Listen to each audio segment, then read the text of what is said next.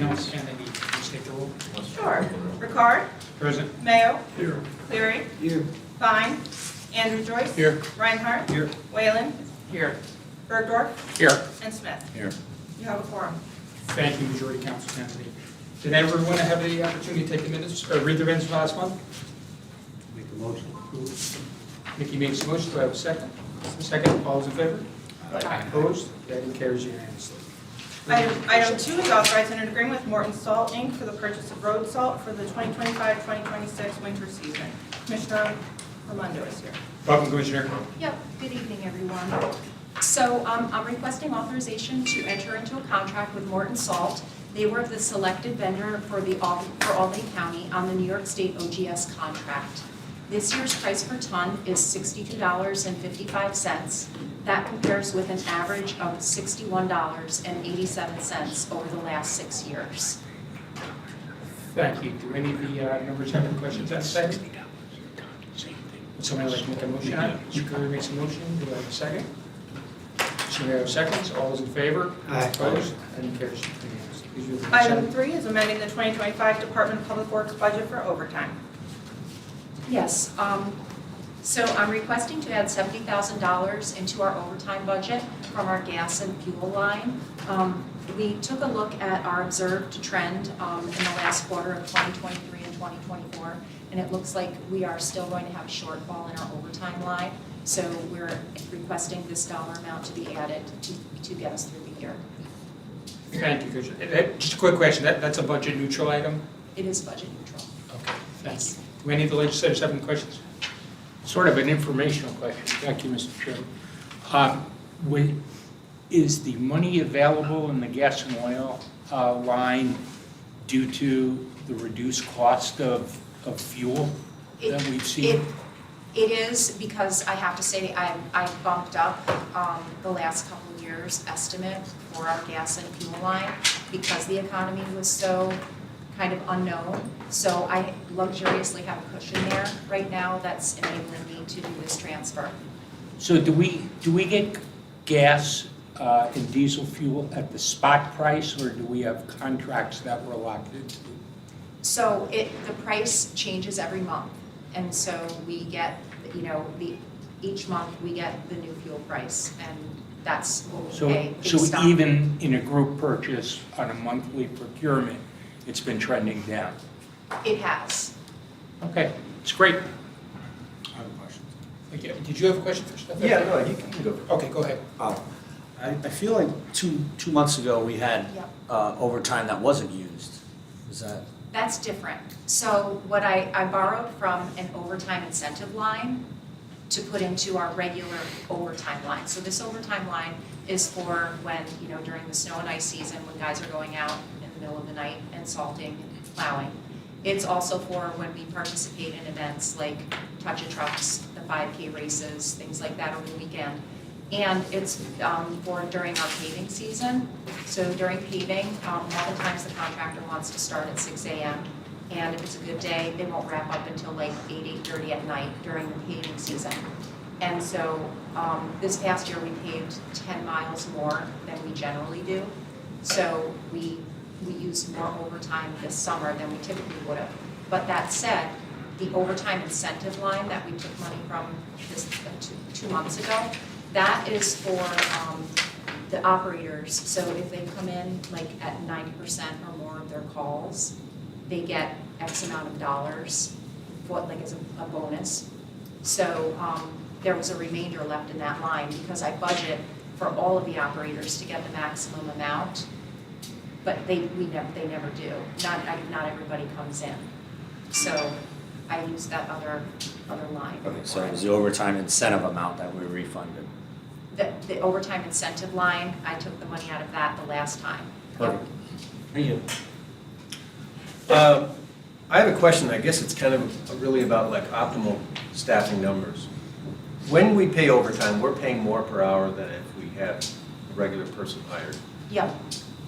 Is there ever any thought process and annual budget process would be, I suppose, the time to say, well, if we're spending this much money on overtime, maybe we should have another staff person all the time, not paying so much overtime and paying a lesser amount for a regular So- salary position?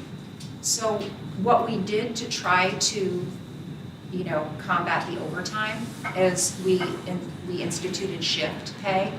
So we have 2 shifts, and even with shift pay, we're still getting weather in the middle of the night when the shifts end. So we have half of our crews coming in from 6 in the morning until 2 in the afternoon. And they get paid their regular pay plus a shift differential. And then the other half of the crews come in a little after 2 and stay till 10. So that whole idea was instituted in hoping that, okay, hopefully the majority of the storms happen between 6 a.m. and 10 p.m. And then most drivers aren't out on the road and we hopefully won't get the bad weather in the middle of the night. That said, the weather is still happening.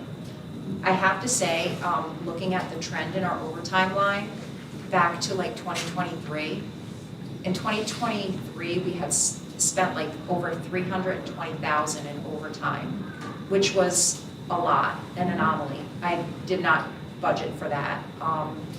There was, then it went down to like, say, in the 290s, and then even in 230s. So this year, for 2026, I budgeted more for overtime, so that hopefully I won't need to come back and do budget amendments. But honestly, it's completely driven by the weather. But you're saying like, okay, could we do a 3rd shift, potentially? But we don't have enough. I'm not sure really volunteers. what, you know the details better than me. Yeah. So I'm not sure exactly, the right way to do it, but it just seems like overtime is more expensive than regular time. If you consistently need those hours, is there a way to avoid so much overtime by having another staff person is really my question. But Yeah. obviously, weather is fickle, and we don't know when it's gonna come, so. Right. We would essentially need a 3rd shift, which it's hard enough to staff 2 shifts as it is, Mhm. let alone a 3rd shift.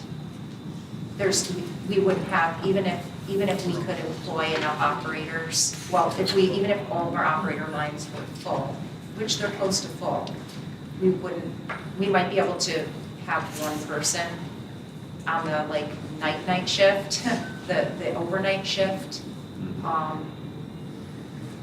But that would be a union thing. We'd have to go back to the union and discuss that. Okay. But I hear you. Thank you. Is there any other questions on this item?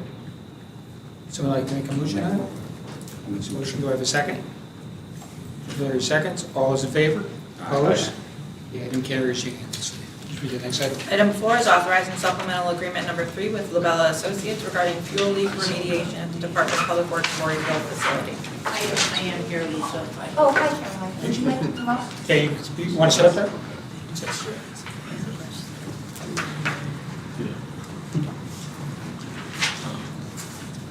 Thank you. Thank you so much. We can do that. So I asked Caroline Bardwell from Labella to join me on this. Labella is heading up our fuel remediation program. And to give you some background, back in 2016, there was a gas delivery pipe was leaking and contaminated the soil in our New Scotland subdivision. We contracted with Labella to come up with a plan to remediate the fuel leak. Initially, it was determined that there was fuel in the ground around our fuel pump. And Labella came up with a design, a soil vapor extraction design, and implemented it. And the soil vapor extraction process actually did work to remediate the contamination in our soil to a degree that DEC found acceptable. I was hopeful that things were going to, end there and we could wrap it up and be done with it. But DEC came back and said, we'd like for you to put some more test wells in and test the ground at an even further radius from where they initially wanted us to test. And when we did that, it was found that there was contamination in the water as well. And so we were tasked with coming up with a remediation of the water in the area. And so Labella came up with a design for, it's essentially like, it's carbon treatment of the water, kind of like a Brita filter, sticking a Brita filter down, drilling wells that go down into the groundwater table and filling them with a carbon substance. What's the name of that substance? Yeah, it's called Petrofix. So Petrofix. petroleum contamination, and essentially it's a nanoscale carbon that you're mixing and diluting with water and injecting it into the ground so that it's settling out in the soil, and as the water is passing through, it's holding on to that contamination and trying to remove that source from the water. So I presented to you, the last time I presented about the fuel remediation project, I presented using this carbon filtration to remediate the groundwater. And it was the dollar amount for that remediation was $154,571. That was supplemental number 2. So Labella had a retirement, and Caroline came on board and took over the job. And this summer, prior to the application of the Petrofix solution, she saw that in the contract there wasn't going to be enough money to see the process through to the end. And so she gave me a call and said, you know, we're ready to do the carbon filtration, but there's enough money to install it and do some monitoring, but not enough to take it to the end. So I asked her to, you know, come up with the dollar amount to take it to the end, and additional dollars in case DEC, once we get the results of the carbon treatment, if DEC is happy with it, great, then we can, you know, end it, hopefully. Or if they think they're going to, you know, want us to do some other process, give me enough money in the contract so that, you know, there's money there to develop another design or continue the Petrofix. So, is there anything you'd like to add? Yeah, I mean, I guess I would say is that, you know, it can be difficult to predict the level of effort for environmental investigation and remediation, you know, at any given time. It's kind of an iterative process, so as you know, make steps in the plan, you discover more about how things are behaving or what you're seeing in the ground, and that in turn, you know, informs the next step. So I think as we've been implementing this plan that was approved by DEC and moving along the way and working with the supplier, the manufacturer of this proprietary technology, you know, it became clear to me that the level of effort that had been anticipated at the time, you know, was going to be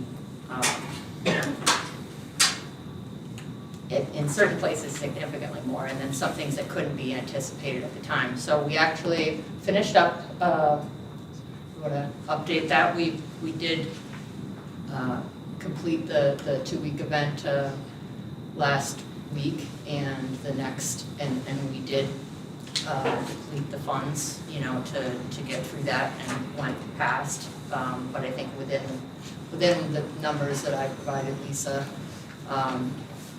but basically, you know, now it's kind of a, you know, we come back and we sample the water to see whether we've had a reduction overall in the amount of petroleum, you know, in the groundwater, and, you know, continue to monitor. And, you know, DEC could come back and ask for additional investigation or additional, you know, it's hard to predict sometimes what they're looking for. And of course, I don't know, you know, ultimately I can't predict how it's going to, how successful or how quickly or any of those things the contaminant reduction is going to happen. So it's kind of it was important to be able to execute the event in the time window that we had. This stuff works best kind of in the 40 to 80 degree range, and we were trying to get it in while it was a little bit drier. And so we were able to plan it well and execute it according to plan. So it's trying to, I guess, be prepared for next steps. She's, you know, trying to be in communication about next steps, even though there's still a lot of unknown variables. Thank you. Are you all set, Commissioner? Yes, I'm open for questions. Okay, Mr. Berger? Yes, thank you. Lisa and Carolyn, I must have missed this when we did it the first time, or maybe it seemed minimal at that juncture. But can you tell us, I've got basically 3 questions. Can you talk a little bit, or maybe 4, a little bit about where this site is? Is it all on county land, et cetera? And number 2, have you mapped the plumes associated with the area that needs to be remediated? How big are they? Does it bump into any residential land or any water sources? And number 4 is, are there any parties other than Albany County that bear any responsibility for the leaks associated with the tank and the line? Yeah, those are great questions. So, yeah, so it's at our New Scotland subdivision in Voorheesville, and the plumes have been mapped, and that's how the treatments are determined based on, samples from wells that were taken, so they're mapped. They're contained on our property. The adjacent property is on village water, so there's no well contamination at this point. Your last question about, culpability, I can't answer that question. It was a line that was attached to our actual fuel pump underground. Like a dispensing line. Okay. So it's From a not big like- tank to, The fueling, the pump, yeah, Yeah, we're okay. fueling the vehicles, basically. The actual vehicle pump housing. yeah, So it's not like, it wouldn't have been the fault of, say, the fuel company that's That's delivering delivering fuel to the big tank So or it was anything probably like that. just like wear and tear, got brittle over the years and had a leak. And I think in general, just from where my company gets involved, a lot of times there's a lot of investment around making sure you're, buying tanks that are contained and have secondary containment and everything underground. But sometimes it is actually the piping and the connections and where they plug into the dispensers that are a big culprit. And that's why there's such a move to, above ground tanks in a lot of places, which is what we have now. Can't do that at your local corner gas station very easily, but it is difficult to pin that sort of thing down to a. is this an old Install. site or is it currently being used for storage?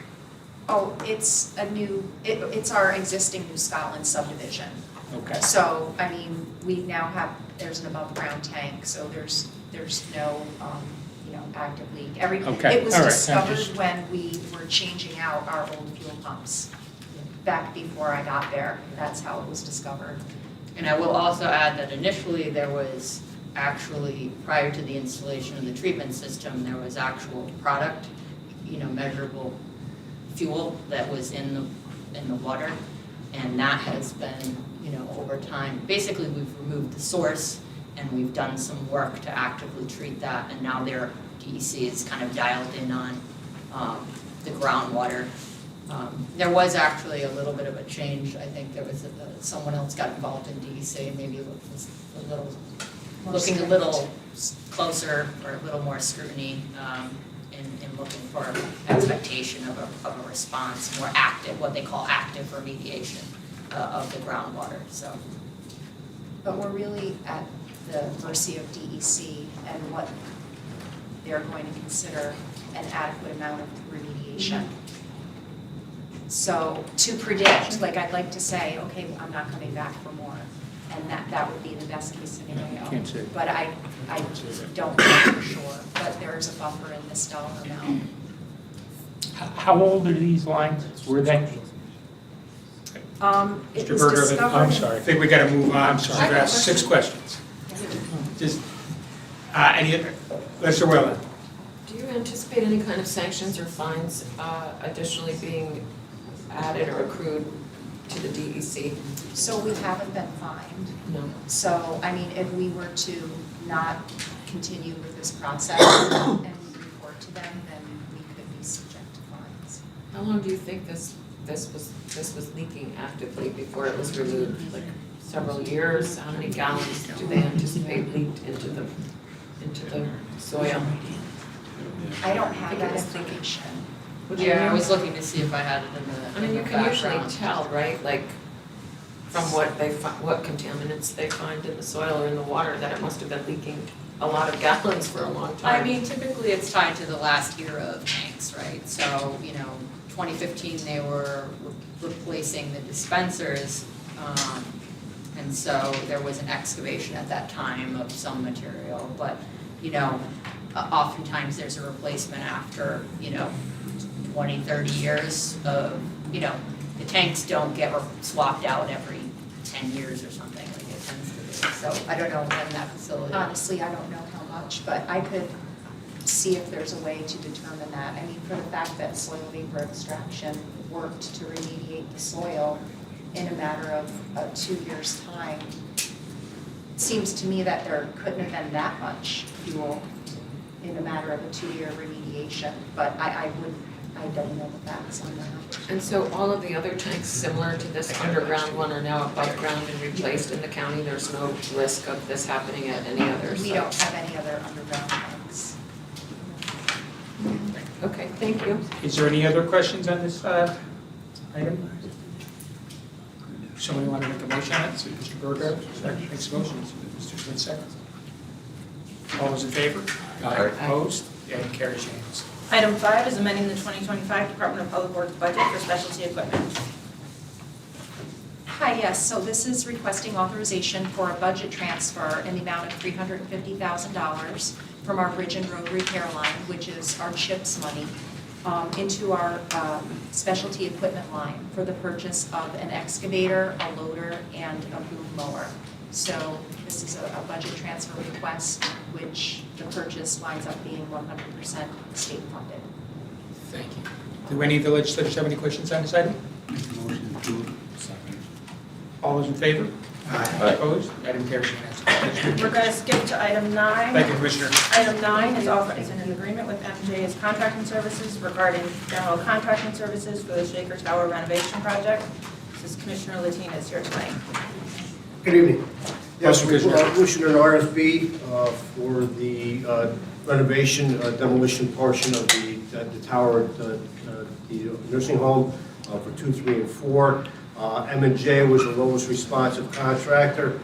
He came in at $934,750, and we added a 15% contingency of $143,312.50 for a total of $1,097,962.57.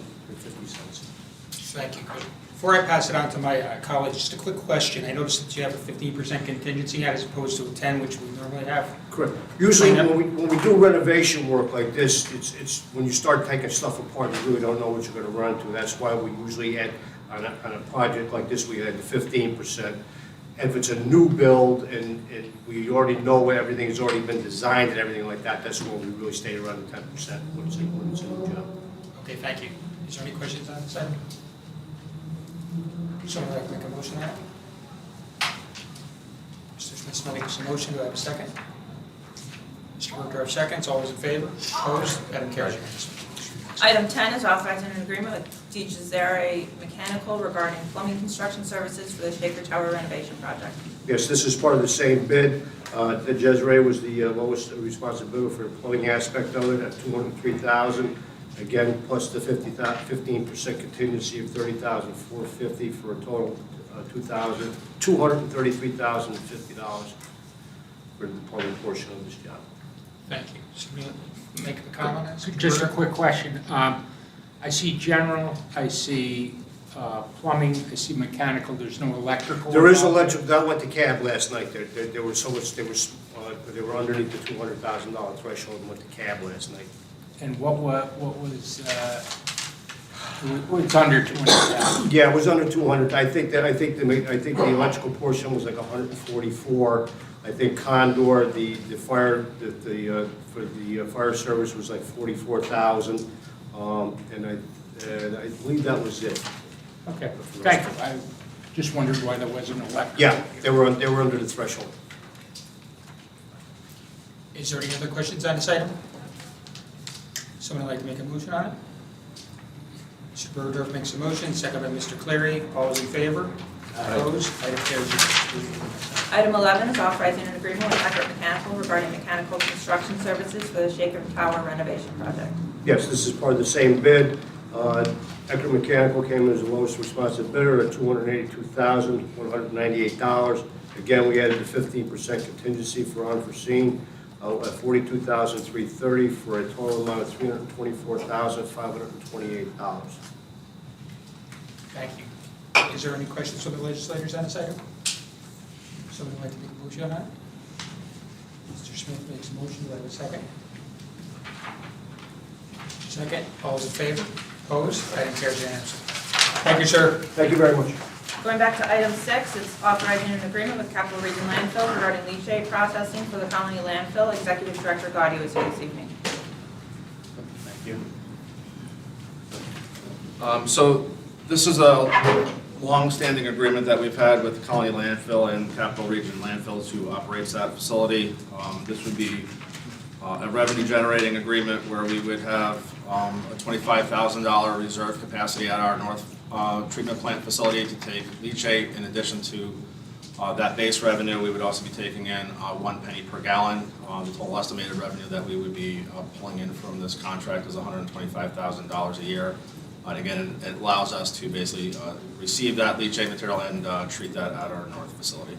And again, the contract term was initially submitted as a 5-year term, and I believe the understanding that was made was for a 2-year agreement.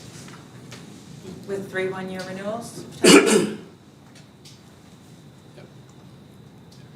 Yes. Okay. Do any of the legislators have any questions on this item? I thought we Director. were looking at 1 year now. It was changed again. Okay, Go yeah, ahead. there were, in discussions behind the scenes, there was no discussion of a 1 year until the last half hour-ish. So what was agreed on earlier was 2 years? Yeah, which I thought was a fair compromise. I mean, up until, an hour ago, it was a 2-year agreement, which I thought was more than fair. So is that renewable by all parties, or what's the situation on that? So after 2 years, it would be a 1-year extension as long as both parties agreed to the 1-year extension, correct? Correct, yeah. And that would be before the legislature. Right. Each of the Any renewals. renewal year would have to go in front of legislature for approval again and again. The agreement is based on mutual agreement by both parties. So if, there was a need to, modify that, again, we would have to. You got another question? Not a question, statement. Angela, you know how I feel about this, you and I talked about it. Yes. I don't like polluting the water, and that's what we're doing here. I am not gonna vote yes beyond this 2-year deal. Understood. We need to figure out, whether it's pre-treatment or something else, we need to figure out a better answer, because right now it's going through our systems and it's really not being mitigated, it's just going into the river. So I think we need to say, this is not an acceptable long-term strategy, and we have to come up with something better. Given the fact that we don't really have any option right now, an alternative, I'm going to vote for this, but I'm not going to vote for it again. Just to be very Yeah, clear. and just to speak to that, again, we are permitted through DEC to accept leachate material. I disagree with the characterization that we are polluting the river by accepting this. Again, there are systems at our facility that can treat leachate. I know the concern is probably PFAS, which I believe is kind of what you're driving at. PFAS and heavy metals. Well, again, the metals would settle out and get captured in our sludge. So again, I Then believe. you burn them off. What? Then you burn them off and they go up the chimney. We also have a wet scrubber for emissions controls too, and again, we are looking to increase the, I guess, emissions treatment with the sludge project that we're currently doing as well. Also, if I could just jump in here. Please state your name for the record, though. Oh, yeah, sorry. Cameron Sagan, Director of Policy for Albany County. I understand that you may not want to vote in favor of this, but if others were not to vote in favor of this, those that represent Colony, Albany, they're the constituents that would be affected, because without this revenue, that would be passed down to ratepayers. So every ratepayer in Albany and Colony would be the ones affected by this, financially speaking. I'm more worried about so- just drinking the water. Okay, I'm just saying, they're not your constituents, but that's, I think we just need to be. Well, my constituents, some of them do drink the water. Okay. Mr. Reiner or Mr. Berger? I'd just like to clarify what Cam said. Both, first of all, this is not Colony landfill, it's licensed to a private operator Sure. that is responsible for the economic viability of it. But the Colony landfill and the Albany landfill are not, their waste shed goes far beyond the Colony limits and the Albany limits. The Albany landfill services virtually every city and town to a certain degree in Albany County because the two landfills, Rapp Road and the Colony landfill, were the only places that anybody could dump solid waste for years and years and years. So when the Albany Answers consortium sort of went out of business, that waste stream went to the Albany landfill. So you've got, I think, Bethlehem and Guilderland and the cities are both using Colony and Albany. So this isn't just on the taxpayers of those municipalities.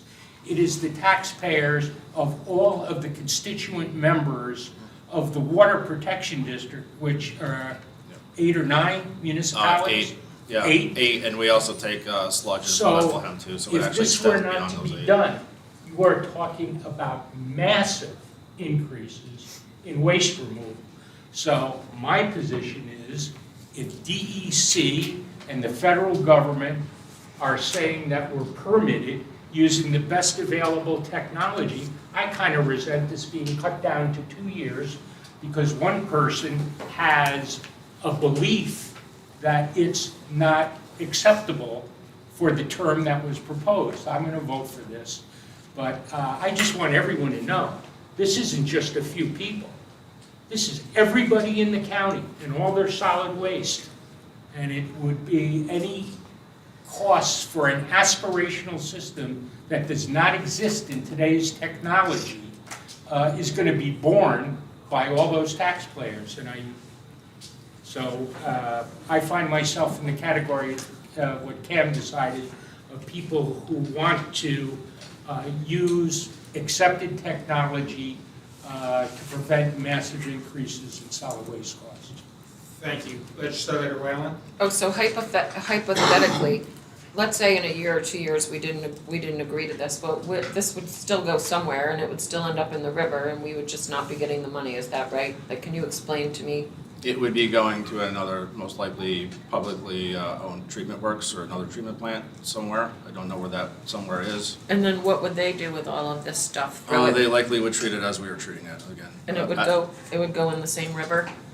It depends on where they would be trucking it to. If it's trucked out to Seneca, likely not, but again, it would still be likely going to a water body of some type. It won't be stopping. This process will not stop. Unfortunately, It will leachate, just go somewhere leachate will else. still be getting generated and it will still have to be treated. And I think, again, there has been some discussions from DEC about developing regulations for pretreatment at landfills. Again, I don't know where that stands though. Again, it's probably not as far along as some people would like it to be. I think to certain people's points earlier, managing it at that location would make sense as compared to, forcing a large treatment plant to put a treatment system in. Again, you're talking about managing 100,000 gallons a day at a landfill versus, we're basically doing 22 million gallons a day.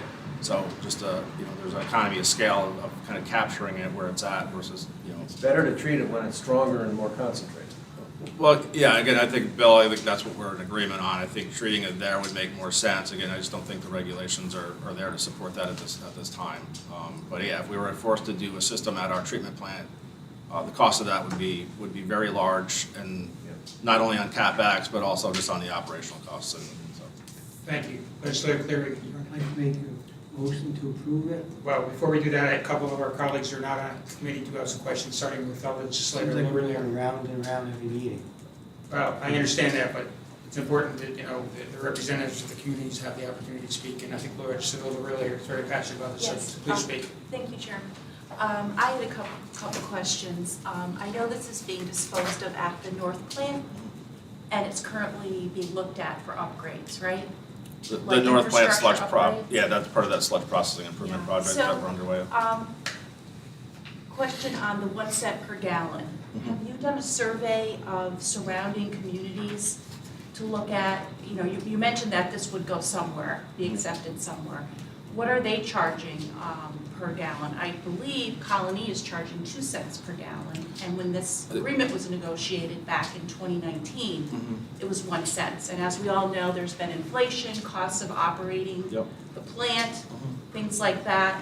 So how does the 1 cent reflect We're on the lows. inflation and costs? Yeah, so we're on the low side as it relates to that charge. I will say specific to the Colony agreement, we only charge Colony 1 penny or 1 cent per gallon on Cohoes because the way we actually receive it, it gets discharged to the Cohoes sewer system. So Cohoes actually charges a penny for that, and then we charge a penny. So in terms of what we're actually collecting from Colony, it's 1 cent. Is 2 cents sufficient charges Yeah, for this practice? That's my question, if you've it's- done a survey. I It's would probably on, it's appreciate- probably, yeah, I believe it's on the lower side. Again, we try to be sensitive to the municipalities. Again, both Albany and Colony are member communities of ours, so obviously we try to be sensitive to the cost back to those communities because again, it does affect So- tax rates. I guess I'm questioning that because it's a landfill that's charging fees to private haulers to dispose of their waste there. What's the cost to the town of Colony for this disposal For that, of this yeah, I'm not leachate? familiar with the actual particular agreement Yeah. between Colony and the landfill, so. Okay, so But- I guess I would hope Yeah. you would look into that while Yeah, we and that discuss rate was this kind of a rate. historical rate that we've kind of, Okay, projected so forward, but yeah, because it I was. would ask that we look into Absolutely, pricing. I agree with you. The other question, I just want to clear up Well, one other All right, statement. we gotta get going. Okay, but I just want to say that the state is looking at regulating treatment of the leachate prior to disposal in wastewater treatment facilities, and that's an ongoing discussion, I understand, at DEC, and they could be coming out with regulations. So I'd like the fact that we're only entering into a 2-year agreement to reflect the fact that there could be a change in the regulatory views of this. And to my understanding, this facility operator does engage in pre-treatment of leachate at other facilities that it is operating across the United States. That is true. So it is not a new, untested, unknown technology. So that is happening. It's not pie in the sky. And No, they're I doing think it. the challenge specific to Colony is because there is no regulatory framework. It's difficult to have a private company or any company, even if it's municipally owned, put CapEx into treatment systems without actually knowing what you're treating to. So the last thing you want to do is put in a treatment system just to realize that you're not meeting whatever effluent targets would in the future be set. So I think that's been the challenge with DEC is that they haven't put any regulatory framework to those discharge limits. And then until that really happens, I don't think you're going to see any movement on anyone putting a system in place. So Yeah. wouldn't it be aspirational on our part to encourage better practices so that this would happen? Well, we have been having positive conversations with DEC, and I think it's going in the right direction. But I think doing something unilaterally only hurt the people that we're serving at this point. I think at the end of the day, the leachate is going into the environment, whether we like it or not, and All right, it I doesn't gotta make take, sense to I do it gotta unilaterally. wrap this up. I gotta take one more question, and I think legislator Cleary wants to make a motion, but, okay. I'm okay, Chairman, thank you. You okay? Yeah, thank you. The only thing I would want to add, and just to put kind of a exclamation point, I like the shorter contract term. Bill and Susan are 100% correct that we've got to find a long-term solution for this. We all know that. We've had 45 conversations about this. We need to figure that out. There is, and Susan, thank you, and I know your background is as an environmental lawyer, so you do have quite a bit of expertise in this area. And I know that there are technologies that are looking at this, so I'm glad we're doing, I don't know if it's a 1 or a 2 year, but I like it, and I think shorter is better in this case. Okay. So there'll be no further questions. Legislator Cleary, would you like to make a motion? Well, we want to clarify what we're moving, so, because originally it was 5 years, so would you clarify exactly what we're moving? So what is, the proposal that's before the committee right now is to limit the contract to 2 years with 3 years of potential 1-year renewals. Agreeable by both parties. Can I just read? Agreed with the exec's office and earlier today with the, No, I mean, both parties have to approve each 1 year.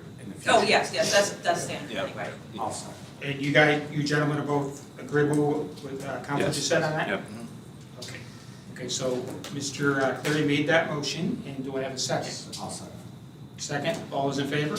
Opposed? Item carries unanimously. I think that's it, right? Yep. Sorry, 2 more. Item 7 is authorizing an agreement with the City of Albany regarding leachate processing for the Albany landfill.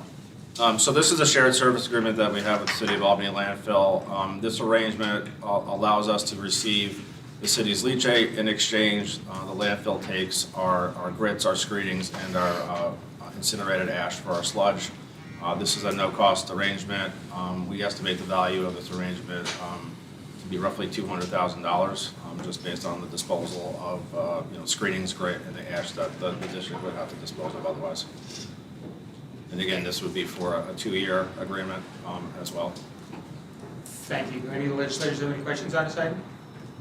This is 2 years because the landfill is gonna close, right? Correct. Yeah, they're scheduled beginning of '28.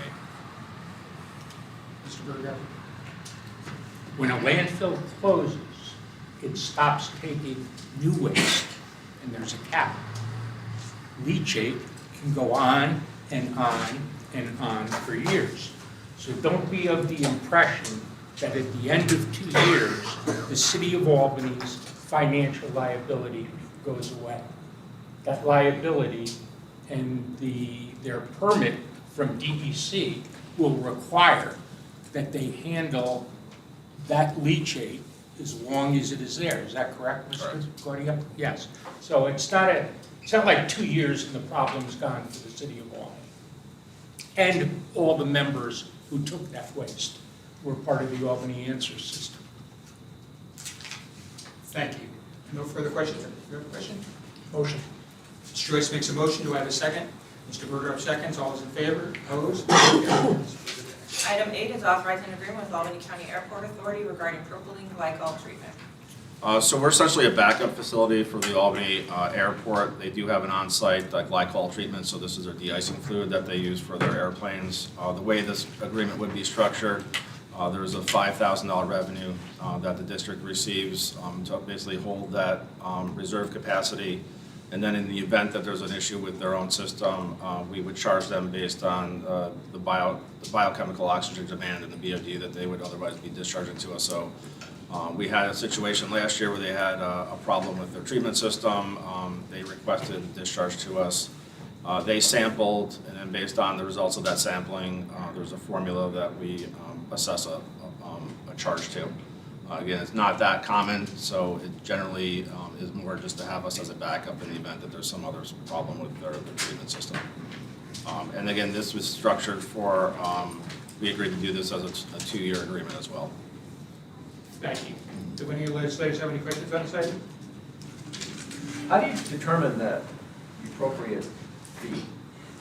There's a formula structure that was actually outlined in the agreement, so we're just following that. So what we do is, again, we test it for their BOD concentration, and again, it was kind of a pre-established formula through that agreement. Thank you. Is there any questions? Motion. Mr. Joyce makes a motion. Do I have a second? Mr. Smith seconds. All in favor? Aye. Opposed? Item carries. I think that's it for our meeting. I'll make a motion. Motion to adjourn. Second. Thanks, everyone. Thank you. Sorry I ran late. We had a lot to discuss.